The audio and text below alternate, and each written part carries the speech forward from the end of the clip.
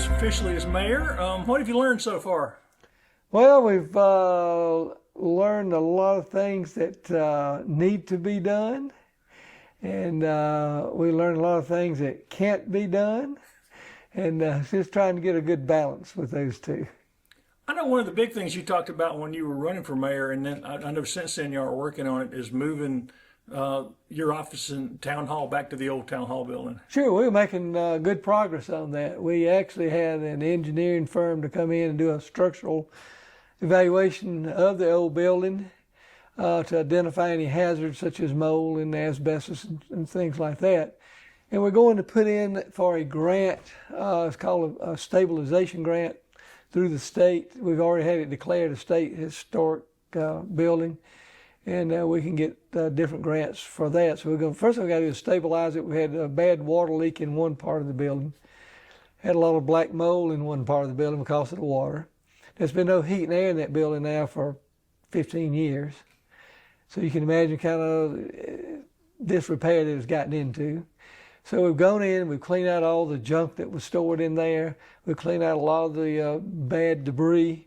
We had the engineering firm to come in, and we're moving on, waiting to get some money to do. And our project is, my goal is to have all the renovations done within the coming, or get all the grants and all within the coming year, and actually get the work done and moved in by the second year. Wow. So, and what all will be in that building when you move in there? We'll have all the city offices there. The town clerk's office will be there, which does the water and sewer. All that billing will come out of there. We're actually going to put them over in the part with the old police department, and we can have we're going to put a drive-in window there where people can pull through and pay the water bills and conduct business and never have to get out of their vehicles.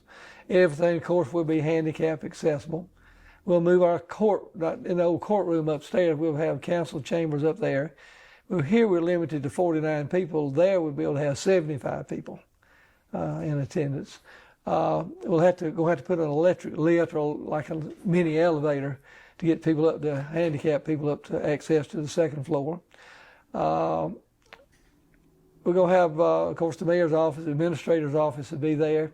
And then we're going to go over where the old clerk's office used to be, and we're going to have that set aside as for office space for our zoning and planning commission. They've never had an official space to call their own, so they actually have an office now.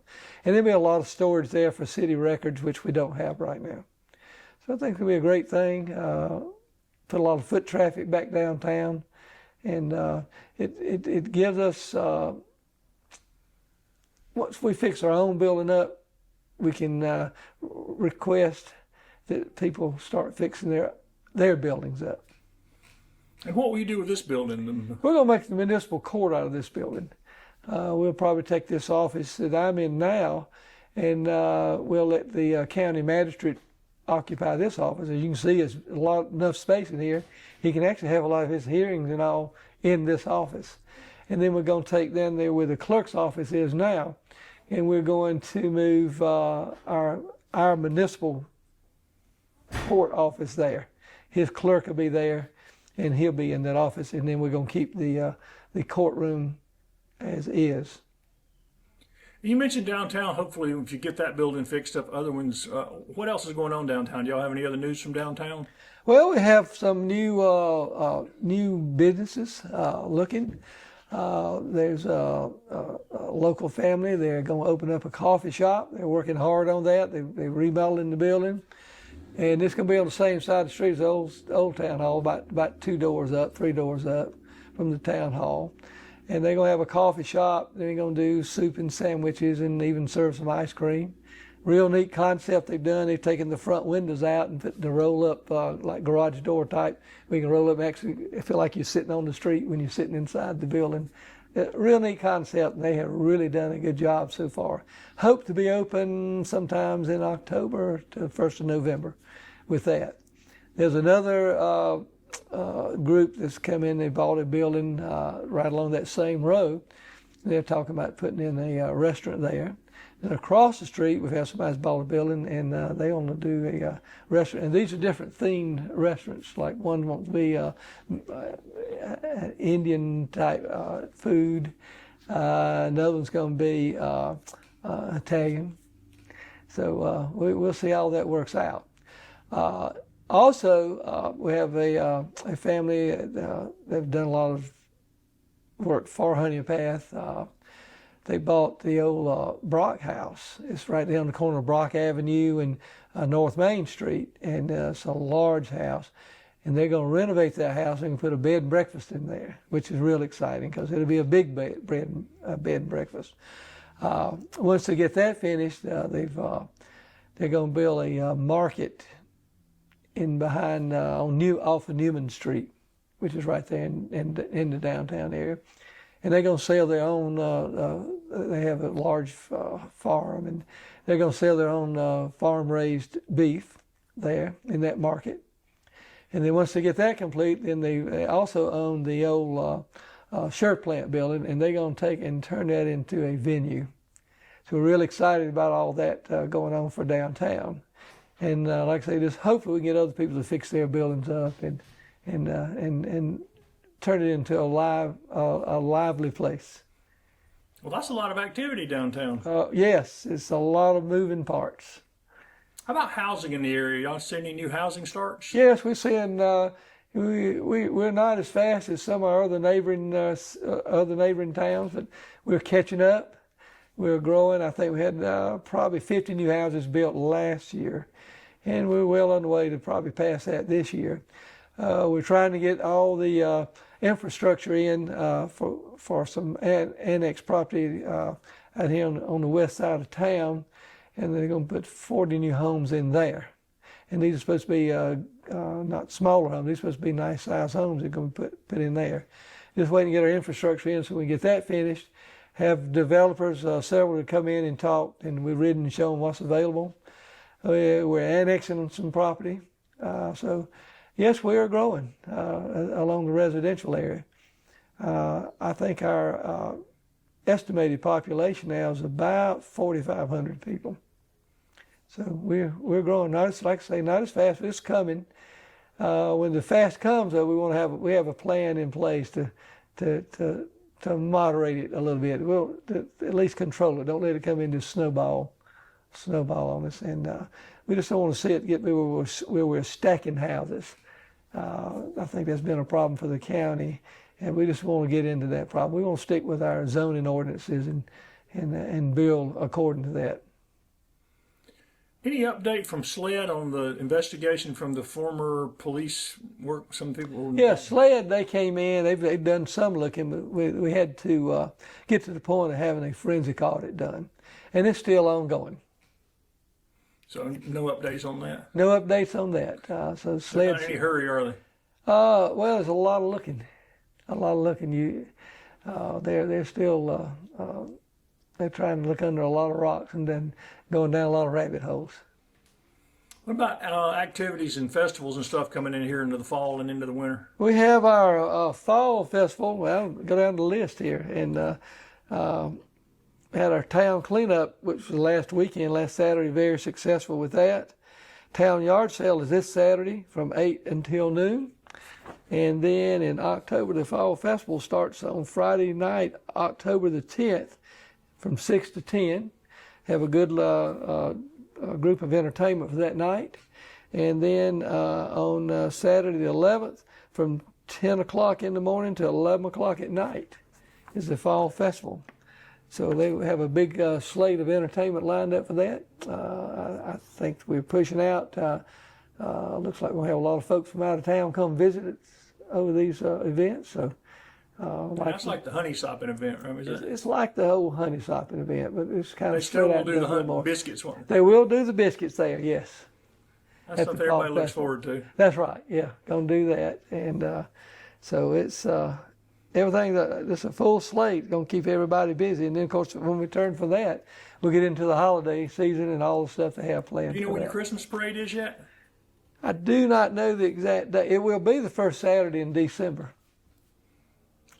unless it's changed, and I don't think it's been changed. I haven't been notified if it has. I've always said y'all have the best main street for a parade of anybody in the county. Oh, it's wonderful. Because it's wide and people can got room to watch, and you got that dog leg at the end. That's right. Yeah, It's just it is a perfect place to come enjoy a parade. how about the athletics for the kids and the activities for the kids? Our recreation program is excellent. They're starting fall soccer now, and of course the youth football. They're this wide open right now, and it will end. Football will end on the day of the fall festival on that Saturday. They have what they call the Honey Bowl, and it's always that Saturday of the fall festival. So it'll end then, but it's going in full swing now. We just finished up with a very successful summer program of the baseball. We're real excited. We have our soccer field. The worst part of the construction done. The sod's been laid. The fencing is up. We're waiting now for the sod to really take hold. And we were hoping to play soccer there this fall, but I just don't see it happening unless it's really toward late in the season that we do that. But we're really excited about that. That's the first time the town's ever had a regulation-sized soccer field. And so we need to get, we're working on some grants now to try to get some lighting put on that field. And you've got some council seats up for election, right? Yes, we do, in November. November election. We have 3 council seats. They're all 3 uncontested. So that was a blessing for them. Well, we actually have 2 people there actually they're retiring from council. Okay. Miss Jean Parrott did not seek re-election, and then Miss Dot Evans is not seeking re-election. That's wards 3 and ward 5. So you've got newcomers, and you're a new mayor. 2 newcomers, a new mayor, and but. We're trying to get them in now since they're not contested. We're trying to get them in, and about next month I'll bring them in and try to bring them up to speed about what's going on with the government. Anything else you'd like to see happen before the end of the year? Always, and we like to see some residential growth. And like I say, it's happening, but we're open for business. I know the county's fixing to put a moratorium, I think, on residential building, and that's to give them time to redo their zoning. So I tell everybody we're wide open. That doesn't affect us here. I would like to see a little more building. I would like to see these new businesses come to fruition, and of course, we always like to support our old businesses too. You've spent your whole life in Honea Path, and grown up here, and you were a doctor for years. And what's it like now to be the mayor? I mean, you were fire chief for how many years? You told me 30 years. Right, and you were physician here for how many years? Physician for 32 years. So now you're mayor. What's it like to be mayor of Honea Path? It's busy. It's a full-time job. I don't think anybody could ever do this and have another job. I come in at sometimes 7 o'clock in the morning. Well, I'm usually at 7:30. I'm out visiting all our departments. I try to see everybody every day, all the department heads every day. Then I'm in here by 8 or 8:30, and just go to about 4 o'clock in the afternoon. I ride the streets a lot. I try to see all the problems firsthand. I try to stop and talk to people. Of course, my office door is always open for people to walk in and tell me what they think their problems are. And sometimes they really have a problem we can help with, and sometimes it's something that we can't help with because it being on private property. But it's a full-time job. Then, like I mentioned before, we have developers who want to come in and talk, and I like to talk, but I like to put them in the car and ride them around and show them what's available in town and what can be available through annexation. So you're used to working long hours, but you seem to be enjoying this. Oh, yeah. My wife says since I quit being the fire chief now, I'm working 80 hours a week.